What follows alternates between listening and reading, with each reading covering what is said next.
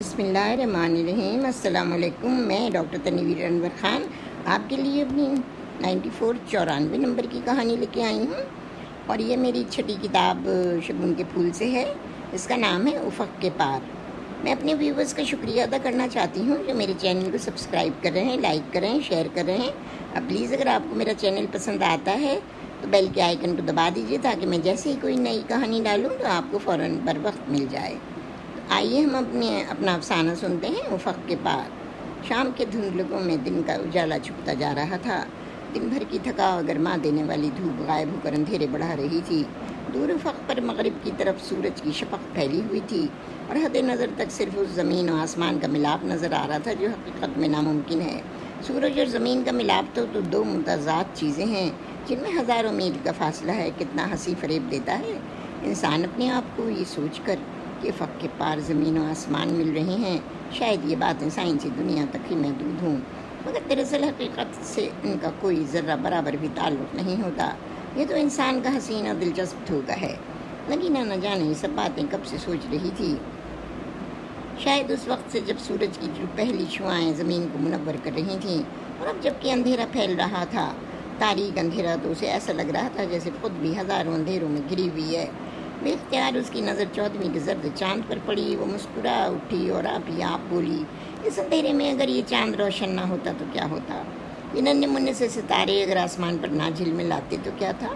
اور پھر جلد ہی اس کا ذہن چیخ اٹھا، نگینہ اگر ایسا ہوتا تو انسان تاریکیوں ہی میں گھرا رہتا۔ چاند کی مدھم روشنی ہی تو ان مسافروں کا سرمایہ حیات ہے جو رات کو اپنی راہ بھول جاتے ہیں۔ یہ سفید سفید دودھیا چاندنی نہ جانے کتنے لوگوں کو فرحت بخشتی ہے۔ تم آخر کیوں چاہتی ہو کہ لوگوں کو اس سے بھی محروم کر دیا جائے؟ اور یہ سوچتے سوچتے نگینہ نے اپنا چہرہ دونوں ہاتھوں سے چھپا لیا۔ اس کا ذہن مفلوج ہو کر نہ جانے کن تاریکیوں میں ڈوب گیا تھا۔ اس کا سر چکرانے لگا اور وہ برابر ہی گیلری میں پڑی کرسی پر بیٹھ گئی۔ اس نے اپنا سر کرسی کی پشت پر ٹیک ڈالا۔ اس کے ذہن میں اب بھی ایک کشمکش تھی، اندھیرا، اجالا اور پھر دور افق کے پار ان دونوں چیزوں کا ملاپ، زمین و آسمان کا سنگم۔ آخر یہ سب کیا ہے؟ وہ آپ ہی آپ سوچی جا رہی تھی۔ خدایا، یہ بے ربط سی الجھن میرے ذہن پر کیوں چھائی ہے؟ آخر یہ اجالا اور یہ اندھیرا، یہ دونوں ایک دوسرے پر ہمیشہ کیوں مسلط رہتے ہیں؟ اندھیرا اجالے کو کیوں اپنے میں سمو لیتا ہے؟ اور پھر نگینہ کی الجھن کا طلسم ٹوٹ گیا۔ اسے اپنے کاندھے پر ایک سخت سا ہاتھ محسوس ہوا۔ وہ چونک پڑی۔ ہاں، وہ وہی تھی، اس کی رازدار، جس کا کمزور سا جھریوں بھرا ہاتھ اب بھی اس کے کاندھے پر رکھا تھا۔ وہ بغور نگینہ کو دیکھ رہی تھی۔ تم رو رہی ہو بیٹی؟ آخر کیوں؟ اور نگینہ نہ چاہتے ہوئے بھی مسکرا پڑی۔ اس نے اپنے بہتے ہوئے آنسو آنچل میں جذب کر لی اور بولی، انا بھی تم یہاں بیٹھو میرے پاس۔ اور انا قریب ہی پڑی ہوئی کرسی پر بیٹھ گئی۔ نگینہ پھر بولی، انا وہ دیکھو دور ان تاریکیوں کی طرف۔ انا حیرانی سے دیکھتے ہوئے بولی، کچھ بھی تو نہیں ہے بیٹی، وہاں تو کچھ بھی نہیں ہے۔ نگینہ پھر مسکرا پڑی، انا لوگ کہتے ہیں نا کہ افق کے پار زمین و آسمان ملتے ہیں۔ مجھے یاد ہے انا، جب میں چھوٹی سی تھی تو تم مجھے دور پھیلی ہوئی شفق دکھا کر کہتی تھی، نگینہ بیٹی دیکھو وہ کتنا پیارا منظر ہے جہاں زمین و آسمان مل رہے ہیں۔ اس پر انا بھی مسکرا پڑی، ارے تمہیں ابھی تک یاد ہے نگینہ، مگر بیٹی زمین و آسمان رات کی تاریکیوں میں ملتے تو نظر نہیں آتے، یہ تو دن کے اجالے ہی میں ملتے ہیں، نظر آتے ہیں۔ تم اب اس ملاپ کو ان اندھیروں میں کیا ڈھونڈ رہی ہو؟ اور نگینہ چیخ اٹھی، یہ سب جھوٹ ہے نبی، زمین و آسمان کبھی نہیں ملتے، نہ دن کے اجالوں میں اور نہ رات کے اندھیروں میں۔ مجھے ایسا محسوس ہوتا ہے جیسے تم مجھے بہلاتی رہی ہو۔ زمین و آسمان کبھی نہیں ملتے، دور افق کے اس پار بھی نہیں جہاں کا تصور لوگوں کے ذہن پر چھایا ہوا ہے۔ مگر انا کا بوڑھا اور کمزور ذہن ان باتوں کو سننے سے قاصر تھا۔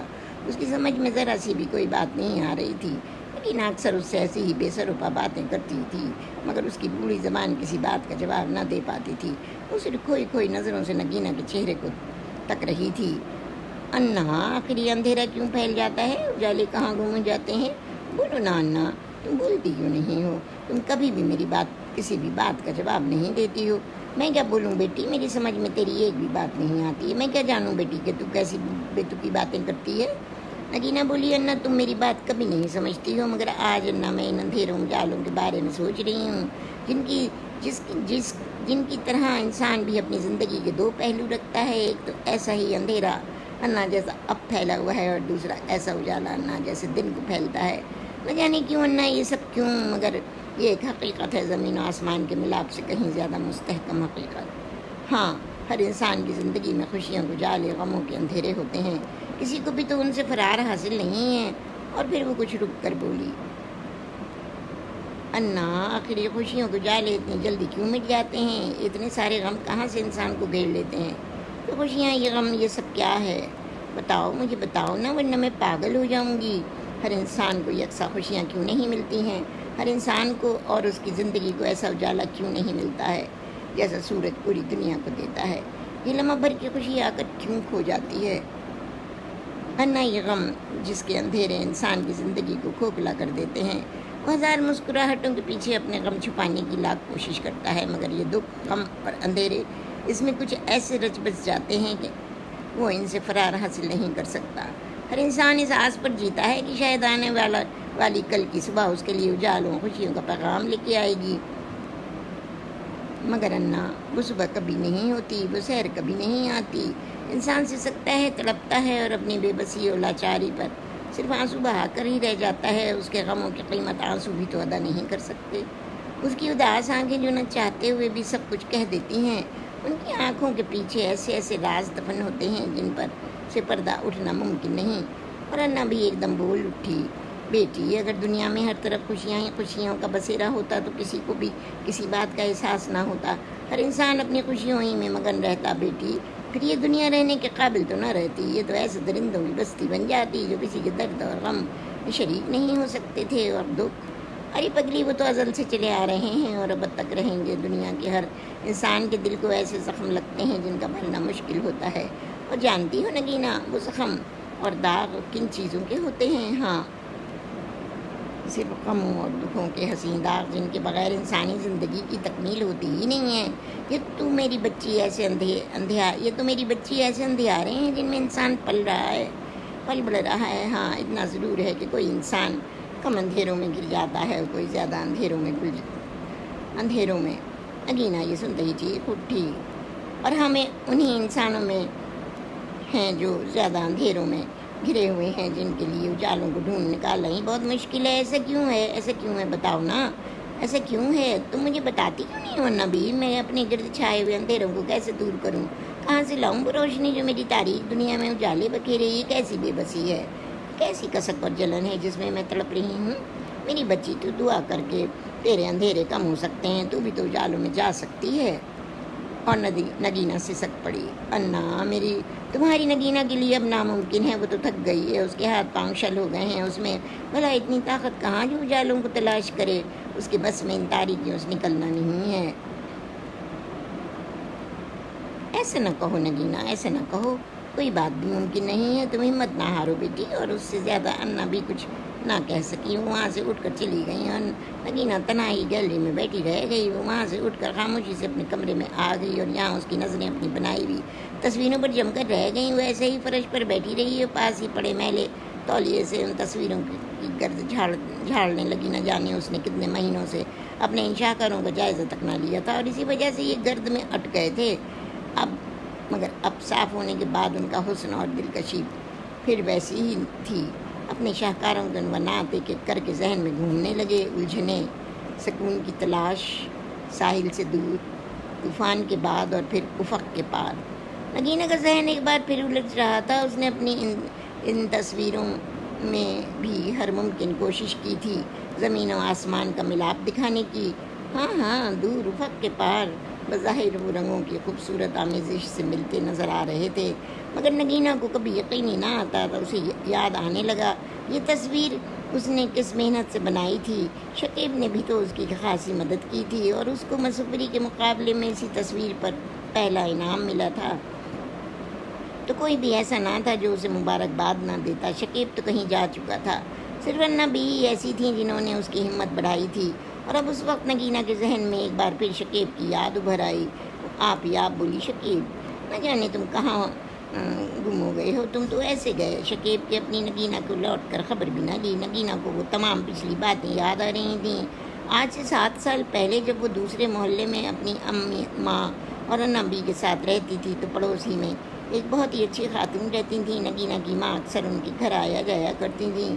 ایک دن نگینہ بھی ان کے گھر گئی۔ بیگم ہاشمی بولی، بہن اچھا ہے اپنی بیٹی کو لے آئیں، میں تو اکثر تم سے کہتی تھی۔ اور نگینہ کی امی بولی، بس بہن یہ کچھ پڑھائی لکھائی میں ایسی مصروف رہتی ہے کہ اسے فرصت ہی نہیں ملتی۔ ماشاءاللہ کون سی کلاس میں؟ جی میں انٹر میں ہوں خالہ جان۔ اچھا تو کیا ڈاکٹر بنو گی؟ اور نگینہ مسکرا پڑی، نہیں خالہ جان، ہم بھلا کہاں ڈاکٹر بن سکتے ہیں، ہمارے پاس اتنا پیسہ کہاں جو ڈاکٹری تعلیم کے اخراجات برداشت کر سکیں۔ میں نے تو آرٹس لی اور پھر اسی دن نگینہ کو اس کمرے کی دیوار پر کچھ آرٹ کے نادر نمونے نظر آئے، بہت ہی پیاری پیاری تصویریں۔ وہ حیران سی رہ گئی اور بولی، خالہ جان یہ مصوری کون کون کرتا ہے یہاں؟ بھلا آپ نے کہاں سے خریدی ہیں یہ تصویریں؟ اور بیگم ہاشمی ہنس کر بولی، بیٹی میرے شکیب کا شوق ہے، کالج سے واپس آتا ہے تو دن بھر اسی کام میں لگا رہتا ہے۔ اور نگینہ بولی، بہت خوبصورت پینٹنگ ہے کرتے ہیں آپ کے بیٹے۔ نگینہ کو بھی مصوری سے لگاؤ تھا، وہ بھی الٹی سیدھی تصاویر بنایا کرتی تھی مگر شاہکار ادھورا ہی رہ جاتا۔ اور پھر ایک دن نگینہ کی ملاقات شکیب سے اس کے گھر پر ہو گئی۔ خالہ جان اور اس کی امی باتوں میں مصروف تھیں اور نگینہ شکیب کی تمام تصویروں کا جائزہ لے رہی تھی، بلکہ کچھ تصویروں پر گرد جمی تھی تو ان کو صاف بھی کر دیا۔ اتنے ہی میں شکیب کمرے میں داخل ہوئے اور نگینہ کو دیکھ کر ٹھٹک گئے۔ آپ میرے کمرے میں پوچھتا ہوں کس کی اجازت سے؟ جی وہ میں آپ کی تصویریں دیکھ رہی تھی اور تو کوئی بھی بات نہیں ہے۔ اور شکیب نگینہ کی حالت ظاہر دیکھ کر مسکرا پڑا، ذہن نصیب، وہ آئیں گھر میں ہمارے خدا کی قدرت ہے، کبھی ہم ان کو کبھی اپنے گھر کو دیکھتے ہیں۔ اور نگینہ بے ساختہ بولی، تو کیا آپ شاعر بھی ہیں؟ نہیں شاعر تو نہیں ہوں، البتہ کچھ اشعار یاد ضرور کر لیے ہیں، سناؤں؟ اور نگینہ گھبرا کر بولی، جی نہیں میں جا رہی ہوں، گھر جانا ہے، دیر ہو رہی ہے۔ شکیب بولا، امی کی زبانی سنا ہی سنا تھا مگر اب دیکھ بھی لیا آپ کو۔ نگینہ معصومیت سے دیکھنے لگی، ارے بھیا آپ کو دیکھ لیا، پھر خود بخود بولا، پسند بھی آئیں کوئی تصویریں آپ یا صرف مذاق اڑانے آئی ہیں میرا؟ اور نگینہ اس غیر متوقع سوال پر کچھ بوکھلا سی گئی۔ مذاق نہیں شکیب صاحب، مجھے آپ کے یہ شعر بہت پسند آئے ہیں، آپ بھلا نمائش کیوں نہیں کراتے ان کی؟ اور شکیب مسکرا کر بولا، جب وقت آئے گا تو وہ کام بھی ہو جائے گا۔ اور اس کے بعد نگینہ چلی آئی۔ اب تو اکثر شکیب بھی نگینہ کے گھر آنے جانے لگا تھا۔ نگینہ ادھر گھر میں بیٹھی مصوری کرنے کی کوشش کرتی رہتی مگر اس سے کوئی زیادہ خوبصورت چیز نہ بن پاتی۔ وہ شکیب سے بہت ڈرتی تھی، وہ تھا بھی تو بے انتہا شیطان، اور اس کی منی سی بہن اور بھی شیطان تھی۔ دن بھر کی نگینہ کی ایک ایک بات جا کر شکیب سے لگاتی تھی اور بھی شکیب اسے تنگ کرتا تھا۔ جب بھی شکیب کی بہن کے گھر آنے کا وقت ہوتا جلدی سے اپنا پینٹنگ کا سامان سمیٹ کر نگینہ رکھ دیتی، مگر ایک دن نہ جانے کیسے شکیب کو معلوم ہو ہی گیا کہ وہ بھی مصوری کرتی ہے۔ وہ ایسے ہی لاپرواہ سی بیٹھی تھی کہ ایک دن شکیب کی آواز کانوں سے ٹکرائی، تو محترمہ بھی مصور ہیں؟ جی نہیں بس وقت گزاری ہے، ورنہ آپ کا کیا مقابلہ کر سکتی ہوں؟ اس پر شکیب بولا، نگینہ بن تو سکتی ہو تم بھی اچھی آرٹسٹ، بس ذرا سی محنت کر ڈالوں۔ بھلا دیکھو یہ کوئی تم نے رنگوں کی آمیزش کی ہے؟ توبہ توبہ، یہ طریقہ تو بالکل غلط ہے۔ اور نگینہ چڑھ کر بولی، بس جی خود کو مصوری کیا آتی ہے، گھر ایک میں ایپ نکالنے نظر آ جاتے ہیں آپ کو؟ اور شکیب ہنس کر بولا، یہ بات نہیں ہے پگلی، میں مذاق نہیں اڑا رہا ہوں تمہارا، چلو تمہیں مصوری کا شوق ہے نا، میں تمہاری کچھ مدد کر دیتا ہوں، مگر شرط یہ ہے کہ تم اپنی اچھی یا بری بنائی ہر تصویر مجھے دکھاؤ گی۔ اور نگینہ نہ جانے کیوں ایک دم راضی ہو گئی، ہاں شکیب صاحب آپ مجھے ضرور بتا دیا کیجیے گا۔ شکیب ہنس کر بولا، نگینہ صرف شکیب کہو، یہ صاحب وغیرہ کا چکر ہمیں پسند نہیں ہے، ہم کوئی صاحب تھوڑا ہی ہیں۔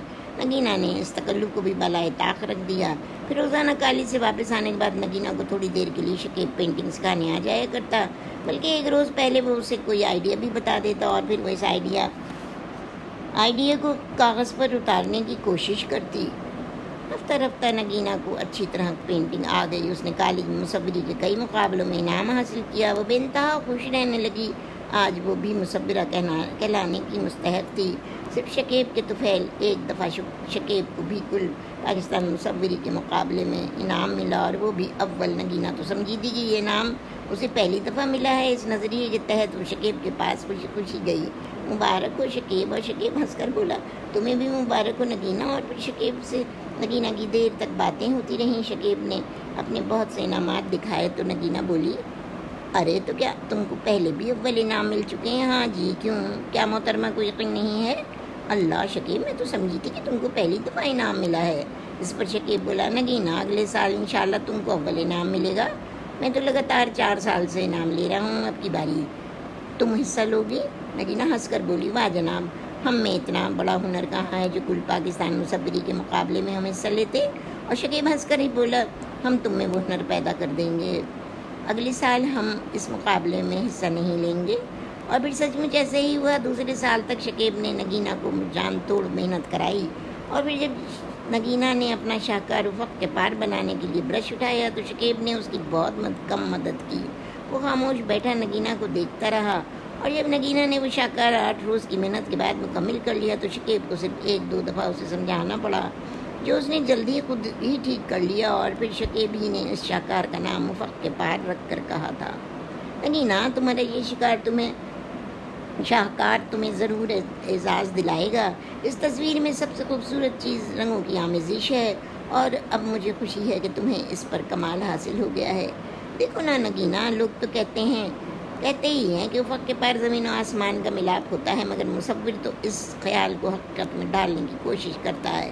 اور نگینہ کھلکھلا پڑی، بس چھوڑو، یہ شاعری نہیں نگینہ، حقیقت ہے۔ اور پھر نگینہ کی تصاویر مقابلے میں چلی گئیں، مگر نگینہ کی زندگی میں ایک اور انقلاب آنے والا تھا، یہ بھلا اسے خبر ہی کب تھی۔ ایک دن شکیب پریشان سا اس کے پاس آیا، نگینہ بھی اس کی حالت دیکھ کر پریشان ہو گئی۔ شکیب، کیا بات ہے، تم چپ کیوں ہو؟ بس نگینہ، طبیعت ٹھیک نہیں ہے، اور تو کوئی بات نہیں ہے۔ اور اس دن شکیب ایسے ہی چلا گیا۔ 1-2 روز بعد نگینہ اس کے گھر گئی۔ خالہ جان برآمدے میں بیٹھی تھیں۔ آؤ نگینہ بیٹی، اچھی تو ہو؟ جی ہاں خالہ جان، میں تو بالکل اچھی ہوں، بس ذرا شکیب سے ملنے آئی تھی، اس دن وہ گھر گئے تھے تو ان کی طبیعت ٹھیک نہیں تھی۔ ہاں بیٹی، بس بخار ہو گیا ہے اسے، دراصل موسم بدل رہا ہے نا۔ اور نگینہ پھر شکیب کے کمرے میں پہنچی۔ شکیب آنکھیں بند کیے لیٹا تھا، آہٹ پر چونک پڑا۔ اوہ تم، آؤ بیٹھو، کیسی طبیعت ہے آپ کی؟ اچھا ہوں، مگر خالہ جان تو کہہ رہی تھی کہ آپ کو بخار ہے۔ تھا، اب تو نہیں ہے۔ اور نگینہ ٹھنڈی سانس بھر کر بولی، اللہ تیرا شکر ہے۔ اور شکیب مسکرا پڑے۔ نگینہ، اچھا ہوا تم آ گئی، آج تم سے کچھ کہنا ہے۔ کیا ضروری بات ہے کوئی؟ ہاں بہت ہی ضروری۔ پھر اچانک ہی وہ اٹھ بیٹھا اور الماری سے ایک تصویر نکال کر نگینہ کو دیتے ہوئے بولا، لو نگینہ، اپنا تحفہ لو۔ نگینہ خوشی سے اچھل پڑی، ارے شکیب، یہ تو میری تصویر ہے، تم نے کب بنائی؟ مجھے پتہ بھی نہ چلا۔ میری تصویر کیسے بنائی؟ شکیب مسکرا رہا تھا۔ بہت دن ہو گئے اس تصویر کو بنائے ہوئے نگینہ، مصور کے ذہن میں صرف خاکے کا تصور ہی کافی ہے، پھر وہ خود ہی اس کو کینوس اور کاغذ پر ڈھال دیتا ہے۔ میں نے بھی اپنے تصور سے تمہاری تصویر بنائی تھی، اور اب سوچا جاتے وقت تم کو تحفہ دیتا جاؤں۔ نگینہ کے دل و دماغ کو ایک جھٹکا سا لگا، اس کے ہاتھ سے تصویر چھوٹ کر فرش پر گر پڑی۔ ایک دم بولی، تم جا رہے ہو شکیب؟ پر کہاں؟ مجھے پہلے کیوں نہ بتایا؟ اور شکیب پریشان ہو گیا، ارے پگلی، تم رو کیوں رہی ہو؟ یہ دنیا تو ایک سرائے ہے، ہم آتے ہیں اور چلے جاتے ہیں، پھر اجنبی لوگوں سے یہ کیسی محبت اور پیار؟ میں تو اجنبی ہوں نگینہ، مجھے بھی دکھ ہے کہ میں جا رہا ہوں، مگر ابو نے ہم کو بلا لیا ہے، اب ہم اس ملک کو چھوڑ کر جا رہے ہیں، میں، میری امی اور ننھی منی گڑیا بہن، ہم سب وہیں رہیں گے۔ نگینہ سسک پڑی، شکیب تم جا رہے ہو؟ تم خوش ہو؟ جاؤ شکیب جاؤ، میں کوشش کروں گی کہ تم لوگوں کو بلا سکوں، ان 2 سالوں کی یادوں کو کہیں دفن کر سکوں۔ یہ 2 سال، یہ تو میری زندگی کا سرمایہ حیات ہیں شکیب، مگر جانے والوں کو تو کوئی بھی روک نہیں سکتا۔ نگینہ، تم یقین کرو، میں جب بھی واپس اپنے ملک آیا تو تمہیں ضرور ڈھونڈ نکالوں گا، تم نے تو میرے فن کو زندگی بخشی ہے پگلی۔ اور نگینہ اس کی بات کاٹ کر بولی، نہیں شکیب، مجھے تمہارا احسان مند ہونا چاہیے، جب تم ملے تھے تو میں کیا تھی، اور اب جا رہے ہو تو میں کیا ہوں، اور کون جانے تم چلے جاؤ گے تو میں کیا ہو جاؤں گی۔ اور شکیب مسکرا کر بولا، پگلی، تم وہی رہو گی جو اب ہو، دیکھو اپنے فن کو زندہ رکھنے کی کوشش کرنا، اپنے لیے نہیں تو میرے لیے، کیونکہ نگینہ میں بھی تو صرف اپنے فن کے لیے زندہ ہوں۔ اور نگینہ چیخی، شکیب تم مجھ سے بہت بڑی چیز مانگ رہے ہو، اس فن کو زندہ رکھنا اب میرے بھلا بس کی بات کہاں ہے، وہ تو تمہاری وجہ سے میرا حوصلہ بڑھا تھا، اب کون میرے شہپاروں کو عنوانات دے گا، اب کون مجھے رنگوں کی آمیزش میں مدد دے گا، اب کون میرے فن کو دیکھ کر خوش ہوگا شکیب؟ اور وہ بولا، نگینہ، اب لوگ تمہارے شہپاروں کی قدر کیا کریں گے، اور رہا عنوانات کا سوال تو تم خود ہی عنوان دینا، اور پھر واپسی پر اگر مجھے کوئی عنوان پسند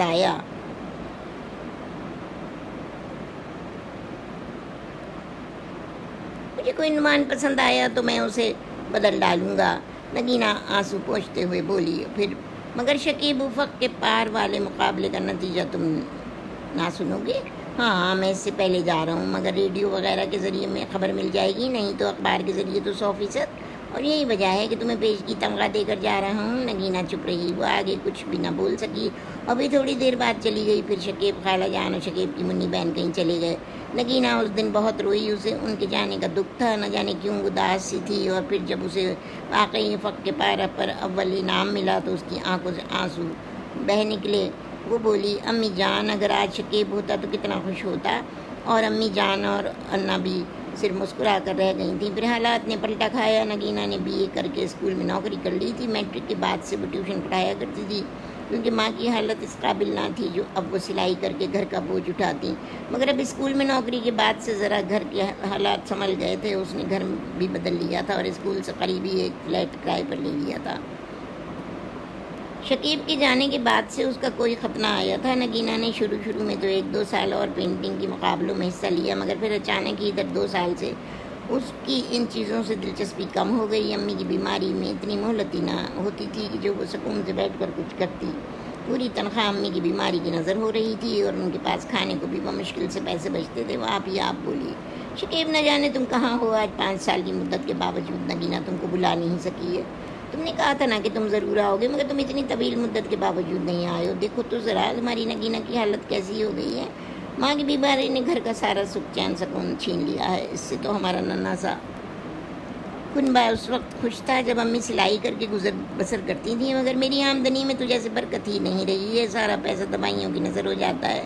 مگر امی کو پھر بھی افاقہ نہیں، اور دوسرے ہی لمحے نگینہ کی سوچ کا طویل تسلسل ٹوٹ گیا۔ اس کے کانوں سے ماں کی کھانسی کی آواز ٹکرائی۔ وہ دوڑ کر دوسرے کمرے میں پہنچی۔ کیا ہوا امی؟ طبیعت تو ٹھیک ہے نا؟ اور نگینہ کی امی اس کا سہارا لے کر بیٹھ گئیں۔ بیٹی انا بی سے کہنا کہ ذرا سا پانی لا دیں، گلے میں پھندا لگ گیا ہے۔ اور پاس ہی کھڑی انا بی نے جلدی سے اس کی امی کو پانی دیا۔ پانی پی کر کہیں ان کا سانس ٹھہرا۔ وہ بولی، تم رو رہی ہو بیٹی؟ اور نگینہ بے اختیار اپنی ماں کے کمزور سینے سے جا لگی۔ اس کی آنکھیں برس رہی تھیں۔ امی آپ جلدی سے اچھی ہو جائیے، اب آپ کی نگینہ آپ کو زیادہ تکلیف میں دیکھنے کی قوت نہیں رکھتی ہے۔ وہ اتنا حوصلہ کہاں سے لائے امی، کہاں سے لائے؟ پگلی، تیری امی تجھے اور تنگ نہ کریں گی؟ یہ تو وہ اپنی زندگی کی آخری سانسیں لے رہی ہیں، ان کی زندگی کا چراغ بجھنے والا ہے۔ مگر بیٹی میں تم سے ایک بات کہنا چاہتی ہوں، وہ بات جو میں نے 5 سال تک اپنے سینے میں دفن رکھی۔ امی ایسا نہ کہیے، آپ کو بھی زندہ رہنا ہوگا اپنی نگینہ کے لیے، وہ آپ کے بغیر مر جائے گی۔ اور امی بولی، نگینہ مجھے معلوم ہے بیٹی تیرا دکھ تیرا غم، میں نے سوچا تھا کہ شکیب کی واپسی پر تجھے دلہن بنا کر رخصت کر دوں گی، مگر شکیب ابھی تک نہیں آیا۔ امی شکیب ہم لوگوں کو بھول گیا ہے۔ نہیں نگینہ، شکیب ایسا نہیں ہے، وہ آئے گا، ضرور آئے گا، تجھے دلہن بنا کر لے جائے گا۔ اس نے مجھ سے جاتے وقت کہا تھا، خالہ جی نگینہ کو میری امانت سمجھ کے اپنے پاس رکھیے گا، میں جب آؤں گا تو اسے لے جاؤں گا۔ میں نے اسے اس لیے نہ بتایا تھا کیونکہ پھر اس کے لیے انتظار کی گھڑیاں کٹھن ہوتی۔ امی کیا کہہ رہی ہیں آپ؟ یہ سچ ہے نگینہ، تمہاری خالہ جان بہت پہلے تمہاری بات دے چکی تھیں، مگر کسی مصلحت کے تحت شکیب شادی پر رضامند نہ ہوا تھا۔ اور اب نگینہ میں تم سے یہی کہوں گی کہ تم شکیب کا اور انتظار کر کے دیکھنا، وہ جلدی لوٹ آئے گا۔ اس نے مجھ سے کہا تھا کہ 5 سال بعد آئے گا۔ پھر نگینہ کی ماں اس سے رخصت ہو گئیں، اور اس کی روح پر ویرانیاں مسلط ہو گئی تھیں۔ داسیوں نے ڈیرا ڈال لیا تھا۔ کچھ عرصے بعد اچانک ہی نہ بولی، نگینہ بیٹی تم نے جو تصویریں اس سال نمائش میں بھیجی تھی نہ ان کا نتیجہ کب آ رہا ہے؟ جلدی ہے نہ بھی، مگر میں تو بھول ہی گئی تھی۔ سنا ہے کہ کوئی بہت بڑے آرٹسٹ اس دفعہ ہماری تصویروں کا افتتاح کر رہے ہیں، اور وہی انعامات بھی تقسیم کریں گے۔ نمائش 3 دن جاری رہے گی۔ تم نہیں جاؤ گی کیا بیٹی؟ نہیں انا بھی، میرا دل تو نہیں مانتا، اگر کوئی انعام ملا تو ضرور لینے جاؤں گی، مگر مجھے تو امید نہیں۔ بھلا اب میرے فن میں وہ بات کہاں ہے جو شکیب کے زمانے میں تھی؟ انہوں نے تو میرے فن میں روح پھونکی تھی، اور اب ان کے بنا میرا فن ادھورا ہے۔ میری سمجھ میں نہیں آتا کہ میں اپنے شہپاروں کو کیا نام دوں۔ بیٹی دیکھنا، تم مانو یا نہ مانو، تمہارے اندھیرے اجالے ضرور انعام حاصل کریں گے۔ اور نگینہ ہنس کر بولی، اور نہ بھی دل کے بہلانے کو یہ خیال بہت اچھا ہے، خدا جانے میرے اس شہپارے میں بھی کوئی کمی رہ گئی ہو۔ اور انا بھی ہنس کر بولی، گھبراتی کیوں ہے؟ تیرا شکیب دور کر دے گا ساری خامیاں۔ اور پھر واقعی نگینہ کو اندھیرے اجالے پر اول انعام ملا۔ اس شام اس کو اپنا انعام حاصل کرنے جانا تھا۔ اس نے وہی سفید ساڑی زیب تن کی، بالوں میں ایک لمبی سی چوٹی میں بیلے کے پھول سجائے، اور انا بی نے جھٹ پٹ اس کی بلائیں لیں۔ ماشاء اللہ، میری بیٹی تو خود ہی مصور کا کوئی نمونہ لگ رہی ہے اور نگینہ شرما گئی۔ بس جی ہمیں نہ بناؤ، سفید کپڑوں میں بھی کوئی اچھا لگتا ہے؟ پھر مزید بولی انا بھی نہ جانے وہ کیسے آرٹسٹ ہیں، پورا نام تو معلوم بھی نہیں ہے، بس SM ہیں جو انعامات تقسیم کریں گے، مگر میں نے تو آج تک SM نام کا نام تک نہیں سنا ہے۔ خیر اب دیکھ لینا۔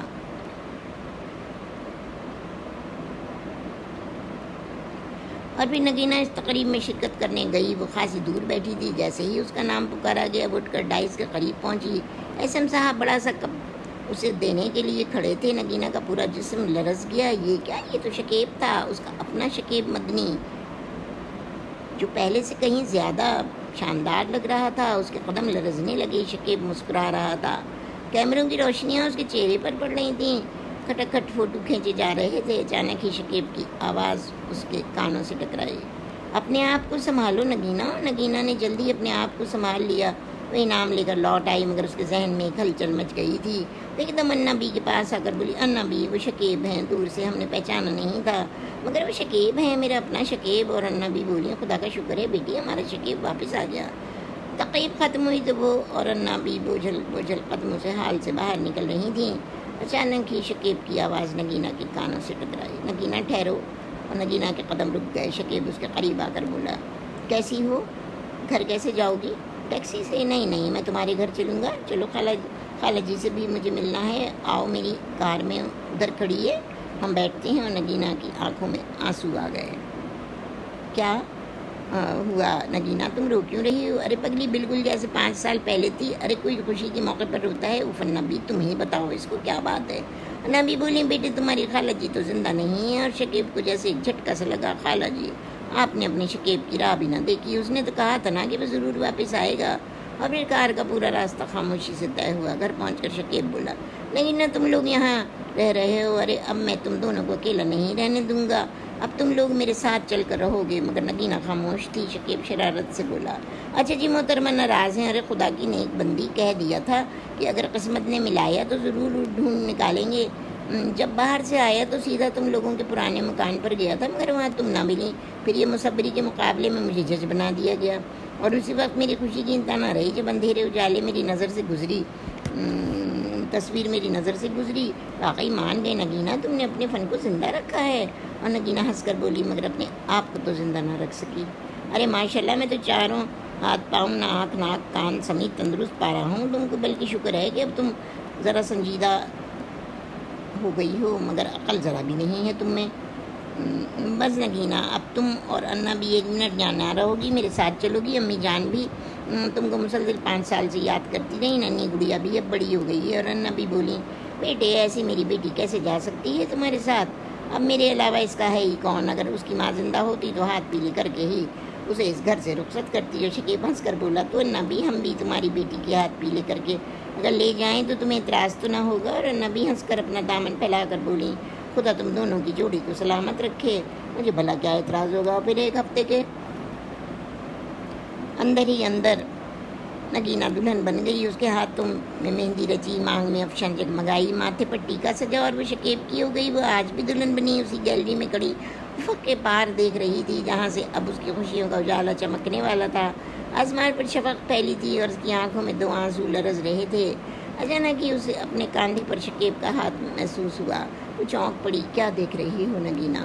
کچھ نہیں شکیب، دور افق کے پار، اس پار دیکھو، وہاں زمین و آسمان مل رہے ہیں، دیکھو اندھیرے اجالے مل رہے ہیں، کتنا خوبصورت منظر ہے، کتنا خوبصورت ملاپ ہے۔ اور شکیب بولا، ہاں نگینہ، افق کے اس پار زمین و آسمان کا ملاپ، اور افق کے اس پار ہم لوگوں کا ملاپ۔ 5 سال کی جدائی کے بعد کیا یہ بات دلچسپ نہیں؟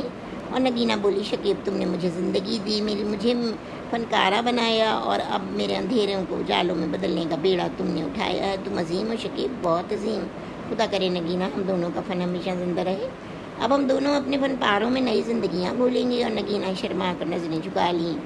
اندر کمرے میں دیوار پر لگے ان دونوں کے شپارے جگمگا رہے تھے، مگر شکیب کی نظریں نگینہ کی تصویر افق کے پار پر جمی تھیں، اور نگینہ کی نظریں شکیب پر، جس کی بدولت اس نے اس فن کی تخلیق کی تھی۔ دونوں ہی عظیم تھے، ملک کے عظیم فنکار اور ان کے شہپارے۔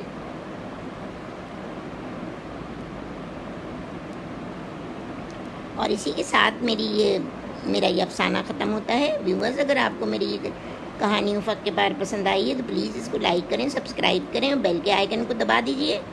اب میں اگلی دفعہ انشاءاللہ تعالی اپنی 95 نمبر کی کہانی لے کے آؤں گی اور اس کا نام ہے دعا. تو اب مجھے اجازت دیجیے. اللہ حافظ.